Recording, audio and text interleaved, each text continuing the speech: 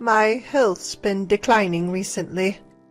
To support my mother-in-law with her health issues, our family decided to temporarily live in her house, and so began our days of being constantly bossed around by my mother-in-law and brother-in-law. Then, one day, as my husband was driving, a call came in from my mother-in-law on his cell phone. Because of the poor signal, we put the call on speaker mode. Is she still alive? Stubborn, isn't she? If I wasn't there, she might have seriously been dead. Unaware that they were on a call, the two began their alarming conversation. And just like that, their sinister plan crumbled. Next, they were to receive social penalties for their outrageous actions. My name is Wendy. I live happily with my husband Tony and our beloved daughter Vicky. Our daughter has recently started kindergarten, and she seems to be having a great time every day. Seeing her like this brings a smile to my face each day.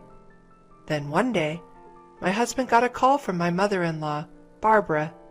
My health's been declining recently, she said in a weak voice. Barbara had suffered a stroke in the past, leaving her with a slight paralysis in her limbs. That being said, her symptoms were not severe, and she was able to live her life without major inconvenience, walking around with a cane. According to her, the after effects of the stroke seemed to be causing her pain.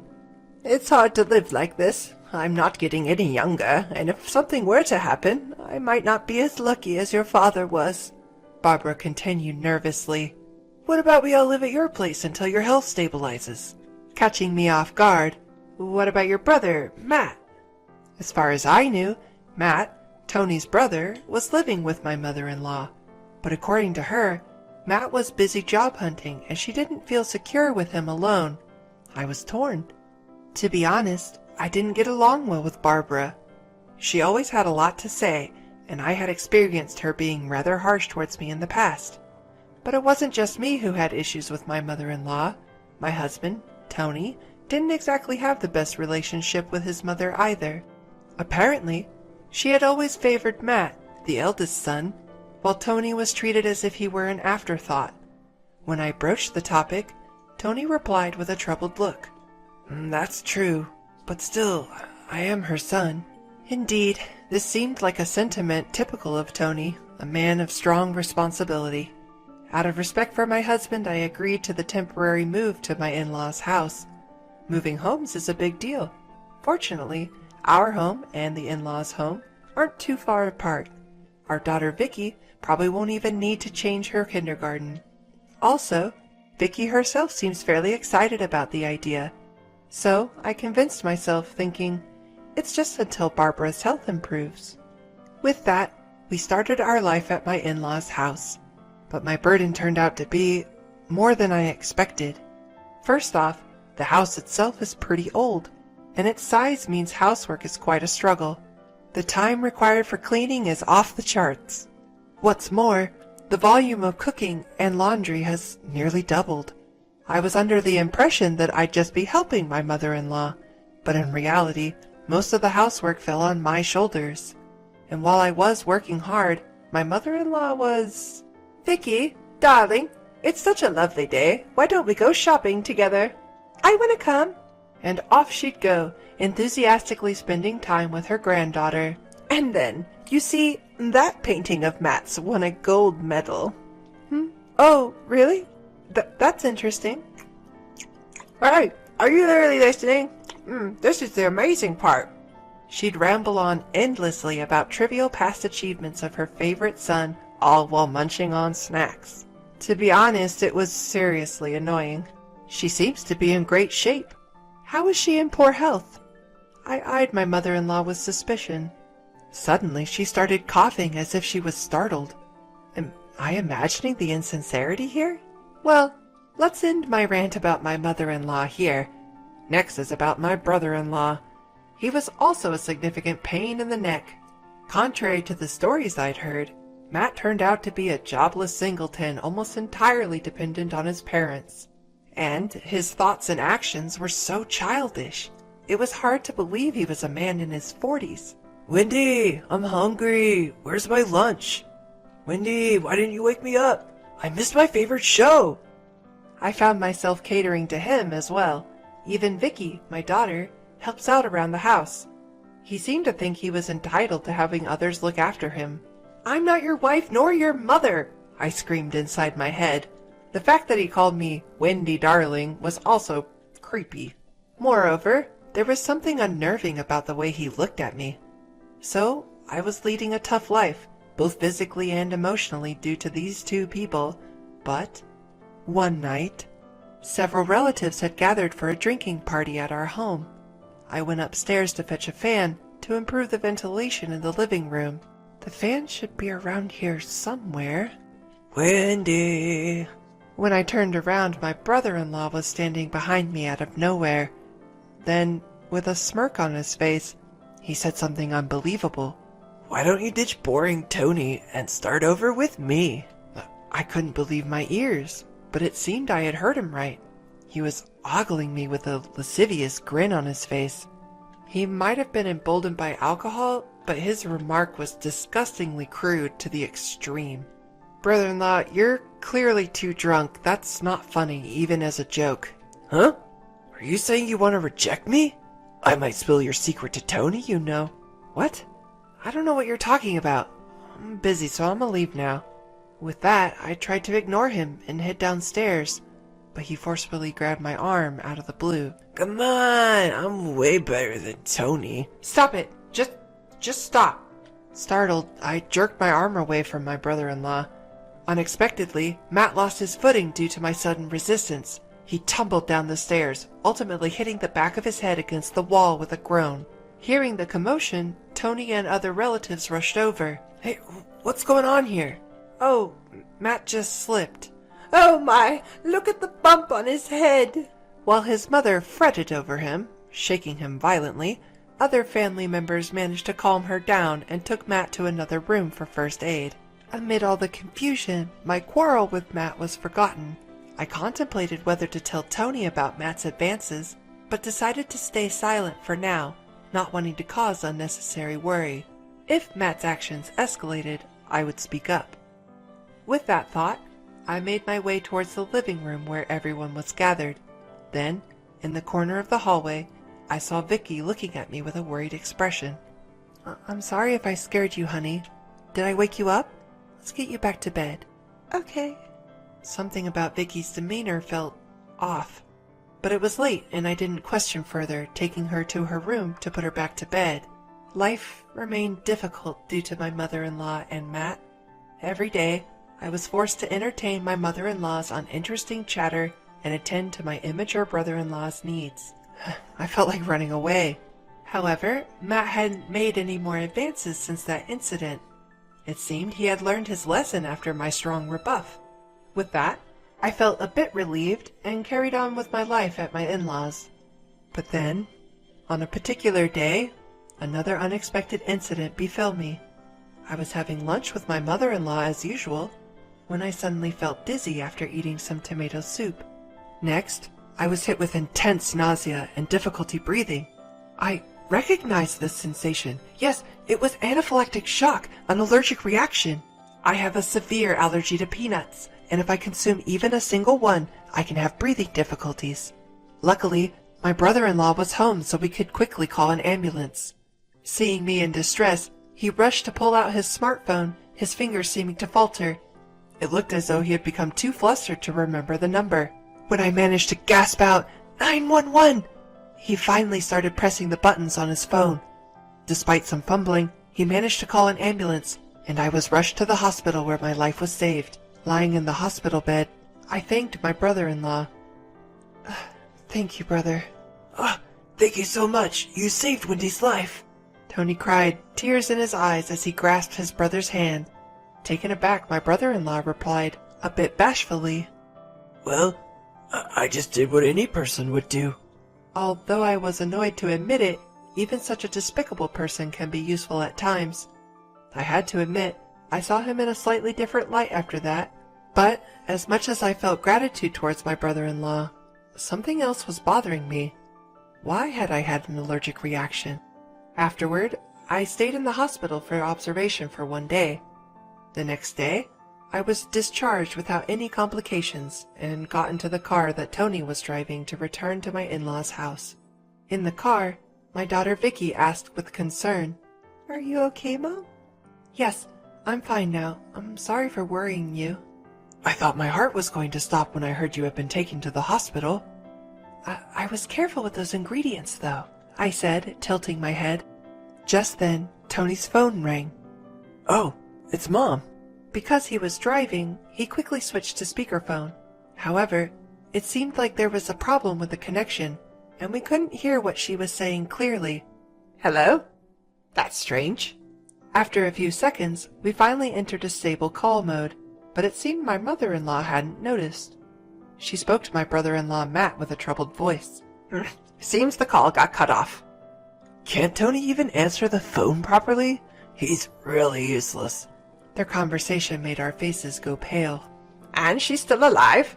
She's really stubborn, isn't she? Mom, you shouldn't be saying things like that. If I hadn't been there, she might have really died. Doesn't matter.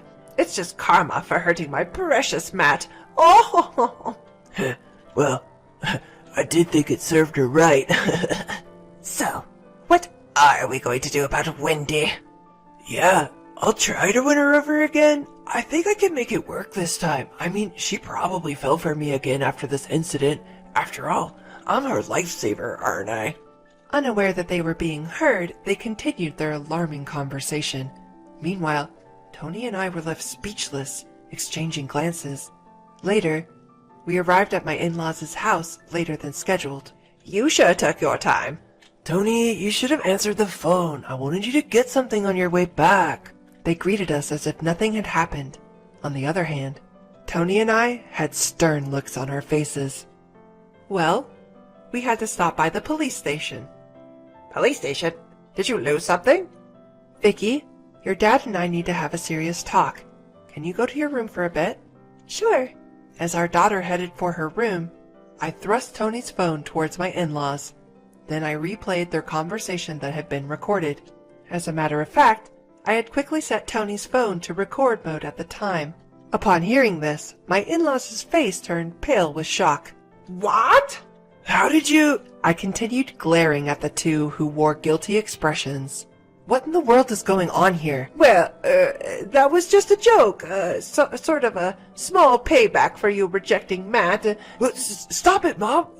Don't mention... My brother-in-law stammers, trying to stop his mother from digging herself deeper, but it was already too late. What? She rejected Matt? What's this about? As I explained to my husband, his normally gentle face transformed into something monstrous. Then he furiously started questioning his mother and brother. Before his onslaught, they confessed everything. It turned out that my mother-in-law was attempting to set me up with Matt. Worse still, he seemed to be on board with the plan. So, she had feigned illness to lure me to their house. The idea of trying to turn her daughter-in-law into her son's fiancé was so outlandish, I was chilled to my bones. The reason for this bizarre plan? They felt sorry for Matt, being single despite being the older brother. Their lack of empathy was so astounding, I could hardly believe they were human. Needless to say, their selfish scheme did not pan out, and Matt ended up tumbling down the stairs in a pitiful fashion. As I remembered the events, I shuddered. At the same time, something my brother-in-law had said stuck in my mind. What secret about me were you using as a threat? With a side glance at my husband, he grudgingly replied, It was about that $50K you were hiding. It appeared he was after my personal wealth as well, but he was way off the mark. He and my mother-in-law assumed that I was secretly earning money through stock trading or foreign exchange, but in reality, the money was from my hobby of writing, which I'd been doing for some time. In other words, it was a savings account approved by my husband, not some hidden wealth. He's always told me, That money is something you earned with your own hard work, Wendy. You can use it whenever you think it's necessary. Apparently, my brother-in-law had seen my bank book by chance when he visited our house and told his mother about it. Why not make her your wife then? She had suggested. Indeed, it's quite a horror story. Anyway, the plot between the two of them was quickly thwarted. As for my mother-in-law, it seems she was in revenge mode because I not only rejected Matt's advances, but also caused him to get injured. So, she conspired with Matt to mix peanut powder into my lunch. She probably thought that they could retrieve the 50,000 later, but seeing me suffering more than he expected, Matt became frightened and hurriedly called an ambulance. By the way, it seems my mother-in-law had been trying to get the passcode for the bank account from Vicky all this time. Of course, there was no way my daughter would know the number, so it was a wasted effort, but she seemed to be filling my daughter's head with nonsense like, Mommy is doing something wrong to make money. Grandma will take care of it.